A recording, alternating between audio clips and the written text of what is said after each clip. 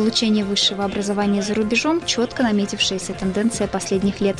Для многих молодых людей и их родителей это вопрос престижа и гарантия того, что диплом об окончании известного иностранного вуза позволит молодому специалисту по возвращении на родину сразу же найти интересную, перспективную и высокооплачиваемую работу. Своими мыслями делятся казахстанки Балнур Ташбаева и Жанар Женеспек.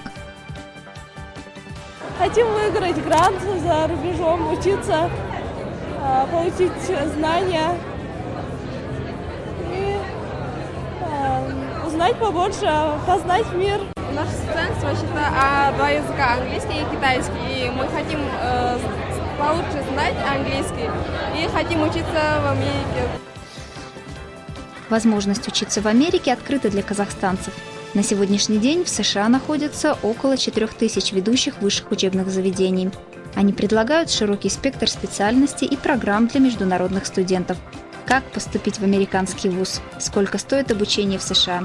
Какие документы необходимо готовить абитуриенту? На эти и многие другие актуальные вопросы можно было получить ответы в Алматы на образовательной и туристической выставке «Американская мечта», говорит ученик 11 класса Эрик Совет.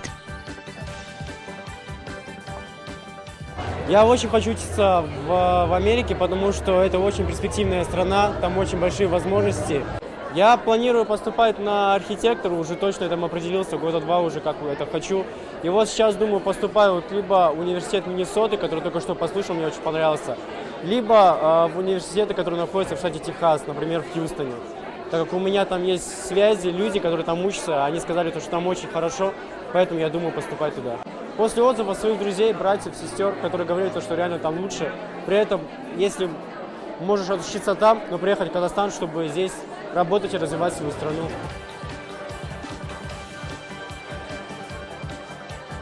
Джек Ньюман – представитель Нью-Йоркской киноакадемии. Он рассказывает молодым людям, насколько интересно учиться именно в этом высшем учебном заведении. Здесь студенты узнают, как делается настоящее кино. Опытные педагоги помогут освоить все азы киноиндустрии от написания сценария до актерского мастерства и 3D-анимации. В киноакадемии есть 2 ступени – бакалавриат и магистратура. Множество интересных факультетов и нет строгих требований при поступлении, рассказывает Джек Ньюман.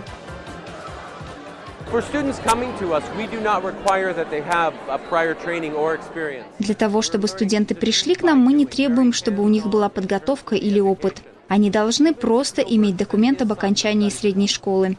Это очень хорошая образовательная возможность. Сын Стивена Спилберга учится у нас, дочь Мартина Скорсезе учится у нас.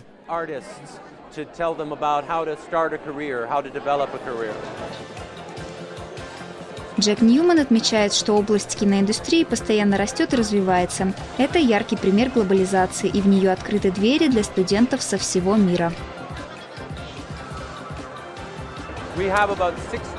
У нас 16 студентов из Казахстана сейчас. Они приехали по программе «Балашак». Также у нас есть несколько студентов, которые выражают интерес к бакалавриату, и также есть люди из Казахстана, которые приехали на мастер-классы при киноакадемии. Они будут учиться 8 недель всего. Артур Канерия представляет университет Южного Нью-Хэмпшира. Он находится недалеко от Массачусетса, и там тоже уже учатся 5 студентов из Казахстана. Вуз практикует как очное, так и дистанционное обучение.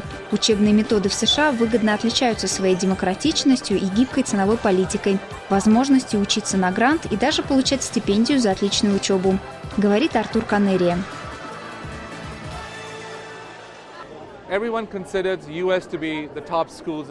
Все считают, что в США лучшие школы в мире. У нас есть и Гарвард, Йельс, Принстон, и каждый хочет поехать в США. Система образования в Британии и Европе очень отличается от нашей. Многие студенты едут в США именно потому, что система обучения здесь очень отличается, и она одна из лучших в мире.